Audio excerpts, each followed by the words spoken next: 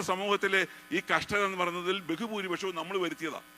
BJP-ക്കാരൊന്നുമല്ല നമുക്കെതിരായിട്ട് case പോകുന്നു. നമ്മുടെ കൂടെ കേസിന് പോകുന്നതെന്ന് പറയുന്നത് നമ്മുടെ കൂടെ കൈകൊട്ടിപ്പാടുന്ന, നമ്മുടെ കൂടെ കർത്തൃമേശ എടുക്കുന്ന ആൾ ഇതിനുശേഷം പോയി യൂത അപ്പം വാങ്ങി തിന്ന് വേറെ ശുശ്രൂഷയ്ക്ക് പോയ പോലെ വേറെ പരിപാടിയാണ്. ഒന്നിച്ചു കൂടുമ്പോൾ അന്യഭാഷ ആരാധന വലിയ കാര്യമാണ്. ഇതെവിടെ നിന്ന് വരുന്നു? കർത്താവിന്റെ വരവിനെ കുറിച്ചുള്ള അല്പമെങ്കിലും ചിന്തയുണ്ടെങ്കിൽ, ന്യായവിധിയെ കുറിച്ചുള്ള ബോധമുണ്ടെങ്കിൽ, ദൈവികമായ വിഷയങ്ങളെ കുറിച്ചുള്ള അല്പമെങ്കിലും ബോധമുണ്ടെങ്കിൽ ഈ വക കാര്യങ്ങൾ നടക്കുമോ?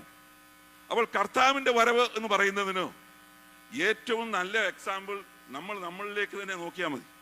നമ്മുടെ ഒരുക്കം, നമ്മുടെ സമർപ്പണം, നമ്മുടെ ആത്മീയ നിലവാരം, നമ്മുടെ സഭകളുടെ നിലവാരം, ദ്രവ്യാഗ്രഹത്തോടുള്ള നിലയിൽ, ഭൗതിക വിഷയങ്ങളോടുള്ള ബന്ധത്തില്, കർത്താവുമായിട്ട് നമ്മളെ അകറ്റിക്കളയുന്ന വിഷയങ്ങളോടൊക്കെയുള്ള ബന്ധത്തിൽ നാം എവിടെ നിൽക്കുന്നു എന്ന് നോക്കിയാൽ ഇസ്രയേലിലേക്കൊന്നും പിന്നെ വലിയ കൂടുതൽ നോക്കേണ്ട കാര്യമൊന്നുമില്ല. നമ്മളിലേക്ക് തന്നെ നോക്കിയാൽ നമുക്ക് വ്യക്തമായി മനസ്സിലാവും.